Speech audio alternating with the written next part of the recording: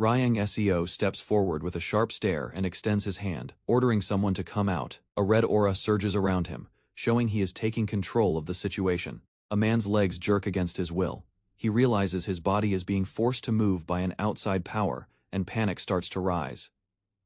The controlled man looks up in fear and anger. He shouts that this should not be happening because he believes their side has already sealed or restrained Ryang's true energy. The scene pulls back to reveal the scale. Red energy streams spiral through the hall like bindings. A tiger, like beast, and multiple fighters are caught in the pressure as Ryang stands at the center of the force. Ryang raises his arm high, calm, and dominant. He speaks as if the outcome is already decided, keeping his opponent suspended and helpless.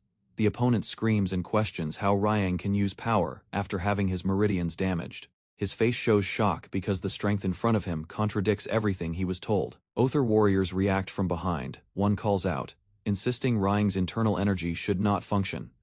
Their formation falters as they realize they misjudged him. Ryang turns slightly and smiles. He speaks in a cold, practical way, implying that making sure the enemy cannot even choose death is sometimes necessary. He treats fear as a tool, not an accident. The opponent clenches his teeth and growls, trying to resist. Sweat and blood show he is straining, but his body still cannot break free. Ryang's hand tightens in the air, increasing the pressure. He warns them not to laugh and declares this is the end. The enemy, forced backward and unable to fight properly, realizes he is facing someone who controls the battlefield with a single gesture. In the courtyard, Ryang SEO stands relaxed while others watch. Someone reports that Pangae said he had already released his power, and that Ryang confirmed it himself. A nearby man stares, confused, asking if that is true. Panga steps forward with a stern face. He questions the claim, saying, Peng released his power. He looks around, unsettled, as if the situation is turning against him. A woman speaks with concern. She says Panga once used his family's iron wall technique to protect allies, so she cannot understand why he would now provoke a fight. The mood shifts. More people begin whispering and criticizing Panga. Someone notes that earlier, Panga's harsh actions seemed justified, but now his behavior looks excessive. Ryang SEO walks away, as if the matter is finished. Behind him, an angry voice calls out, demanding that Ryang draw his sword if he plans to leave, and warning that a blade means someone will be cut. Panga's face twists with rage. He recognizes the situation slipping away and vows to kill Ryang, calling him by name. Panga slams his feet down and gathers energy. Dust and cracks spread across the ground as he activates a powerful martial art, building pressure around his body. With a shout of die, Pangae charges forward, raising his sword overhead. His strike is direct, intended to end the fight in one blow. Ryang SEO drops from above instead of retreating. He drives downward with a crushing attack, using force and speed to break Pangae's approach. The red energy around Ryang shows his control and precision. The impact explodes across the courtyard, stone flies, the ground bursts, and Panga's attack collapses under the counter. The crowd witnesses the result. Panga's attempt to dominate the scene fails, and Ryang SEO proves he can shut down a killing strike before it lands. The crowd watches in shock as the aftermath spreads. Several warriors stare wide-eyed, realizing Panga's attack did not end the fight, and that the balance has flipped. Panga is down in a crater, gripping his sword while rubble falls around him. He groans, struggling to stand, showing he took heavy damage, but refuses to admit defeat. Ryang SEO points at him from a distance and speaks calmly. He says Panga is acting strange, because a man holding a sword should not be trembling like this. He questions whether Panga is truly showing the confidence of someone who wants to kill. Panga's face tightens. He mutters in disbelief, noticing his body is not responding properly. He can't understand why he feels restrained, even though he still has his weapon. The camera pulls up to show the broken roof and fractured wall behind Panga. He yells at Ryang SEO to come down and fight properly, then angrily asks who Ryang thinks he is to treat him this way. In the next moment, Panga is grabbed by the throat. He gasps as pressure cuts off his breath, his eyes rolling upward from the sudden chokehold. Ryang SEO is now standing close, holding Panga up with one hand. He tells him to wake up and calls him a demon. Then he asks if Panga understands what this means. Ryang SEO continues, saying Panga tried to suppress his internal energy, but it only made Ryang's power grow. Panga laughs in denial and calls him a demonic monster, trying to save face. Ryang SEO loses patience. He calls Panga noisy and slams him down hard. The impact cracks stone and throws debris into the air as Panga's sword arm flails. Ryang Seo follows with a brutal finishing drop, driving Panga deeper into the ground. The repeated impact shows the fight is no longer a duel.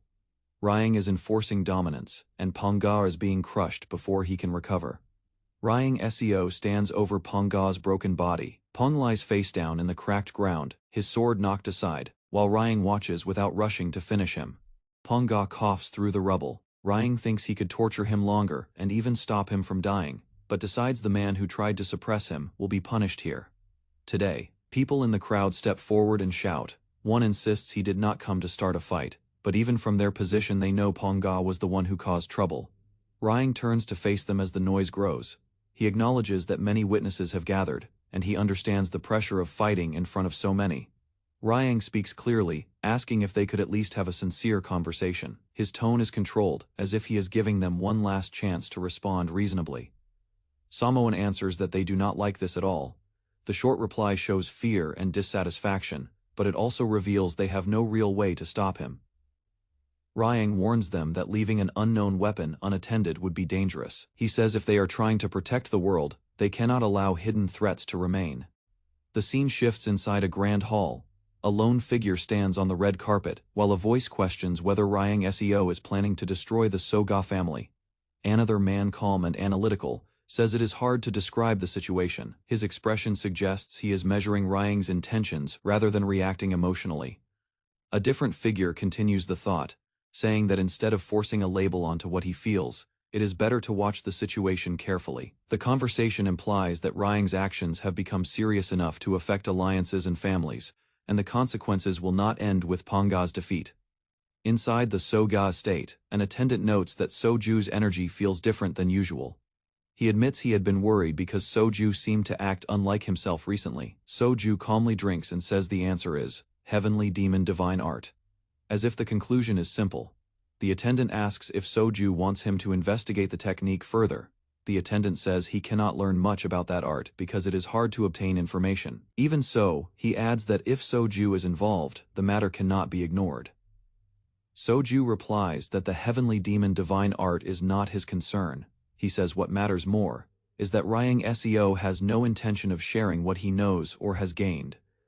Soju narrows his eyes and says that might actually be better. His tone suggests he is considering a plan that does not rely on cooperation. Outside, someone recalls Ryang Seo's words about having a sincere conversation.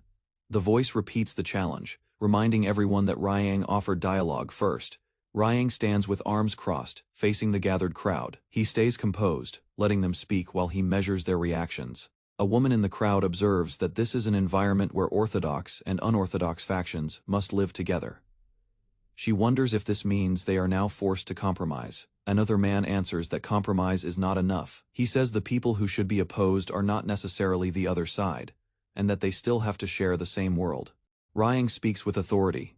He declares he is only a small part of the world, but everyone here is either talented or trained.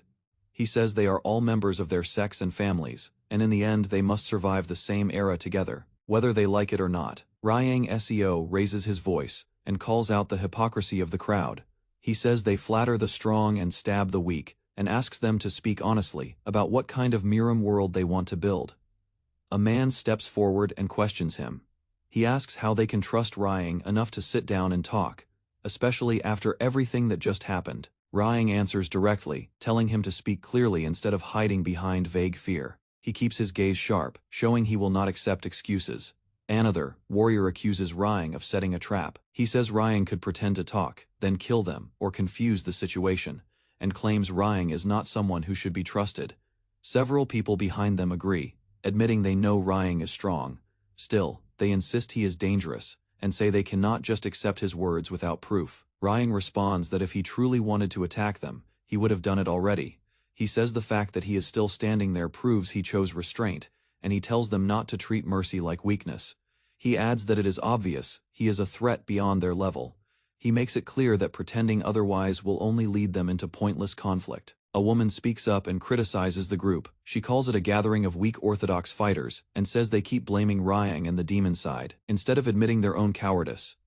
Someone asks if she is an outsider who does not belong here. The question shows that the crowd is now turning on anyone who supports Ryang. The woman continues, saying everyone saw what happened. She points out that Pongay attacked first, yet the crowd still treated Ryang like the criminal. She asks if they truly do not understand how unfair and shameful their behavior looks. A woman steps forward and asks Ryang SEO if that is why he acted so boldly. Her tone shows she is challenging him, but she also wants a clear answer. Ryang stays silent for a moment, watching her reaction. She admits she cannot trust him enough to talk calmly. Ryang replies that honesty is better than pretending. He says he understands they see him as someone who might kill them, and he wants them to admit what they truly fear. Ryang tells her he did not come here to bully them. When she responds in confusion, he makes it clear he is not trying to force submission. He is trying to expose their habit of blaming others first. Ryang explains that they said they wanted conversation, but their first response was suspicion. He says if they truly want to discuss justice, they must stop using fear as an excuse to avoid responsibility. The woman calls his words dangerous. She warns that even casual speech can cause chaos, and she accuses him of trying to pull people toward his side by force. Ryang asks if he ever ordered them to follow him. He says he is not giving commands. He is simply stating what he will do, and whether they accept it is their choice. The woman flushes with anger and embarrassment. She asks why he keeps assuming they will call him strong, or treat him like a ruler, as if his presence alone changes the rules. Ryang answers that he will not discuss past grudges anymore. He says what matters is that his enemies are now their enemies too, and if they want to survive, they must stop refusing reality. He declares he is not with any faction standing here. Even if the orthodox side is strong, they cannot handle what is coming. He warns them they are already walking into danger, and he does not want to be dragged down with them. A woman in the crowd notices the change. Ryang's blunt statement makes the orthodox fighters tense because he is no longer asking for agreement. He is telling them the conflict ahead is real, and their hesitation will only make them targets. Ryang SEO proposes a simple rule: only people who truly want dialogue should stay, and the rest should step back. A woman says she understands, but doubts anyone will actually come forward. One man in the crowd raises his hand and says he wants to listen. His action surprises nearby fighters who expected everyone to stay silent. Others notice him and call his name, Jang So, Hyup, as if they recognize him but don't understand why he is volunteering. Jang So. Hyup steps out and speaks respectfully. He says he does not fully know about Ryang Co or the heavenly demon cult. He admits he heard past rumors about demonic justice, but says those stories are not enough to judge the current situation. As he speaks, the image of a fierce white tiger appears, reminding everyone of the earlier violence and the danger that still hangs over the gathering. Jang So, Hyup continues. He says people like him are not rare, and that if there is any path forward, someone must admit the truth. Ryang listens without interrupting, acknowledging the man's courage. Ryang admits he can sense sincerity in Jang So Hyup's words.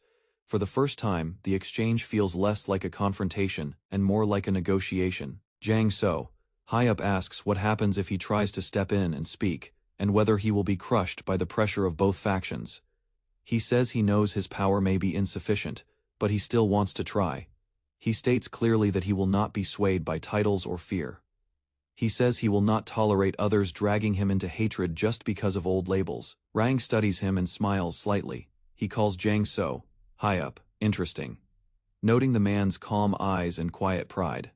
Ryang also admits he still cannot fully trust him yet, but he recognizes Jang as the first person willing to stand in the open and talk. Ryang SEO asks the volunteer his name. The man answers clearly that he is Jang Seon, Su of the Quanshan Alliance, standing in front of everyone, instead of hiding in the crowd. Jang Seon, Su explains why he stepped forward. He says he watched everything closely, and that Ryang's actions forced even the orthodox fighters to admit something felt wrong. He believes other people sensed it too.